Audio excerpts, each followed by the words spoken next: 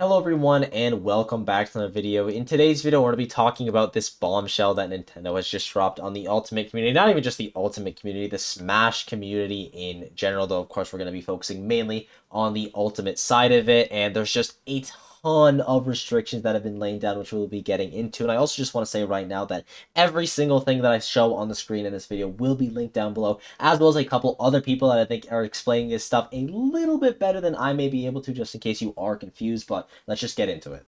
So what are these big restrictions? The first ones are going to be the monetary restrictions, which are definitely the main problem that a lot of people are focused on right now because it is a fairly big issue. You can't have entry fees more than $20 that it says here, which is ridiculous. You look at entry fees now, they're going to be somewhere around $100 because you're paying for the venue, you're paying for the bracket, you're paying for a lot of stuff. Limiting it at $20 is ludicrous and is likely going to be a reason why a lot of these bigger events just simply can't run because 20 bucks just isn't enough off the entry fee. You're also going to have a max prize of $5,000, and you can only argue this, or rather offer this, twice a year. So you can be giving out $10,000 max to use Glitch, for example, even though they don't exist anymore because, you know, Nintendo killed them. When Glitch would have multiple events a year, they could have a $5,000 prize pot for one of them. The next one can also have a $5,000 prize pot, but any other Glitch within a 12-month period cannot have any money in it. $10,000 as the max is ridiculous. Like, I'm not gonna lie, a lot of Smash events aren't even reaching a $10,000, much less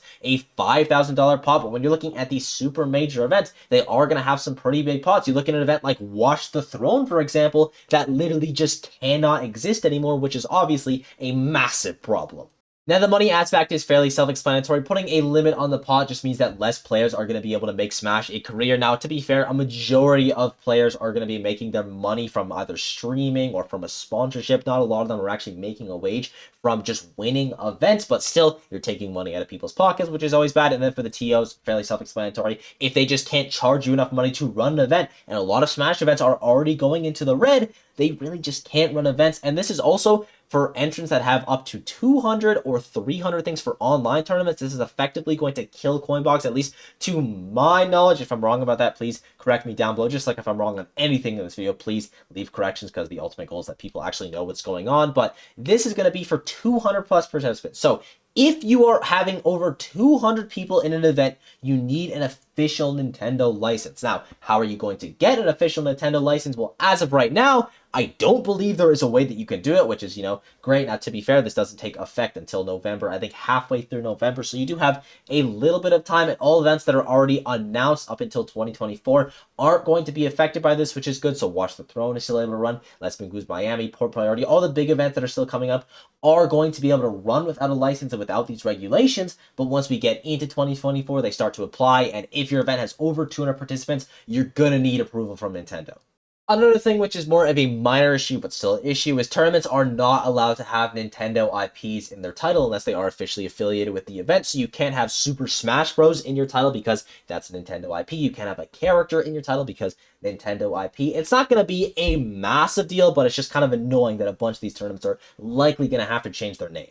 And while we're on the topic of locals, I actually don't think this is going to have too big of an effect on locals, which is a great thing. You look at this tweet from Kaneki right here. He says he goes through 1,000 tournaments weekly for the Lumirank stuff, and I doubt that Nintendo is going to be putting in all of that work. I really don't think they're going to be able to enforce this at the local level, which is a good thing. It's still a bit of a risk, still can be scary. Maybe your local will get sniped specifically, but I think in general, locals shouldn't be too affected, which is a good thing. It also should be noted that if you are an individual that wants to run an event with over 300 online or 200 offline, you can't. They just don't let you do that. Now, I assume eventually this is going to change, and for a majority of events, I mean pretty much all big events, this isn't really too much of a big issue because usually you have a massive production behind it. But if you just want to hold a big online event, let's say you're a YouTuber like, I don't know, Moist Critical, for example, literally just an example that happened. He wants to run an online event. Okay, 1,000 people enter. That's cool. Actually, you can't do that anymore because Nintendo said you can't. Why? I don't know, especially for the online stuff.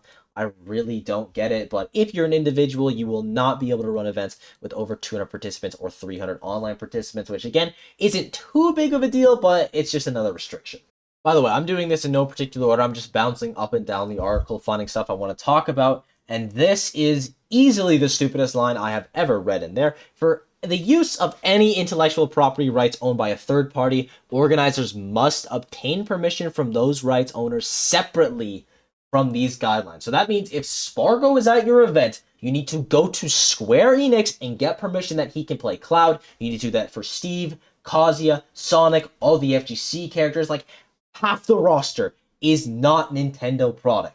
And now a lot of these characters just aren't going to be able to be played at events. This one is insanely ridiculous. Now, I know all those characters that I listed, a lot of y'all are probably happy about that news, but this could effectively kill the game. If this actually gets implemented, this is going to take out a massive chunk of the roster. It's going to kill a massive chunk of the player base, and it's so stupid. And again, just doubling down on the point that in addition, Nintendo games may not be used for community tournaments that have sponsors or that advertise or promote any entity products or services. So the sponsorship stuff is just getting killed.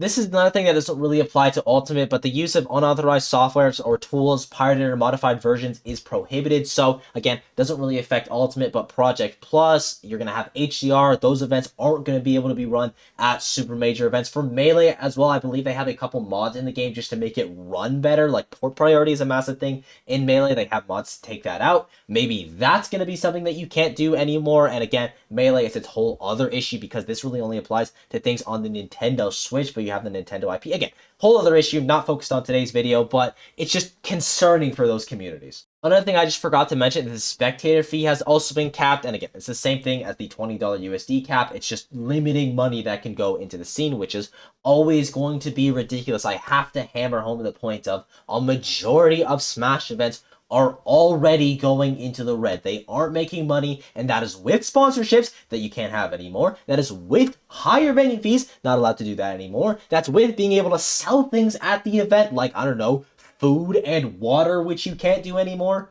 Another thing that really screws over online tournaments is going to be this thing right here. So you know the mod that makes it so the Nintendo Online is actually playable because Nintendo themselves hasn't figured out to do that? Well, now you're not going to be able to use that, and it's also going to affect things like skins, music pack, all that kind of stuff, which doesn't really matter. But the fact that they're taking out the latency mod, which is only used because Nintendo has made such a bad online system, is pretty absurd to me. A little bit of good news to sprinkle in on there. This is from Watch, who I believe is the main runner of Umabora. Maybe he co-runs it. I believe Umeki also has handed it, but whatever. He said that it only took 2 to 3 weeks to be able to get the approval from Nintendo, so at least this time around they seem to be a little bit quicker to respond, and maybe it's actually realistic that all these bigger events can still get licenses, but obviously still a problem. I also just wanted to mention this absolute nothing burger of a paragraph right here. Like, maybe this is okay for online events because it's realistic to be able to run online events throughout the course of a long period of time. But for major events, to think they'll be able to do 200 people, let's say you have 1,000 entrants at an event, which is very realistic. We've had multiple events this year hit over 1,000 entrants. You would have to take at least 6 days to run this event because you'd have to do the pools for A, B, C, D, E, and then you would have to actually have the top 200 players. So this means basically nothing.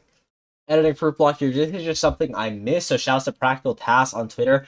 But they're banning the use of consoles, accessories, and software that is not licensed by Nintendo, so that includes any modified controllers or boxes, for example, which is, again, absolutely crazy. Now, how are they going to regulate this, especially at the lower events, or the smaller events, rather? I don't know, but, again, it's crazy. And I'm going to wrap it up here just because I don't really have a ton more to say. And again, links will be down below just in case you're a little bit confused still, or you just want to know more about the topic. I think Hungrybox is definitely live right now, so you could probably go check out what he has to say about it. And overall, it's just a really, really bad situation. You're taking money out of the scene. Now, I don't think it's going to affect the smaller tournaments as much, but for these major, especially these super major events, it's going to be a massive issue. Now, we don't know how easy it's going to be to pair with Nintendo. Maybe it's going to be really easy to get approval from Nintendo, then maybe they'll actually start helping out those tournaments a little bit. Again, I doubt it, but wishful thinking in these dark times. And obviously there's some massive issues here, like the ones I covered about the monetary caps on the entry fees, the amount you can give for the prize pool, what you could be selling at the tournament, the sponsorship stuff, and the IP ban stuff. I mean, that is just easily the stupidest part about this, and there's a lot of stupid parts about this. So It's not looking great for the Smash scene in this current moment, but to be fair, it never really does, so I imagine that we will be able to get through it. It's going to be a time thing.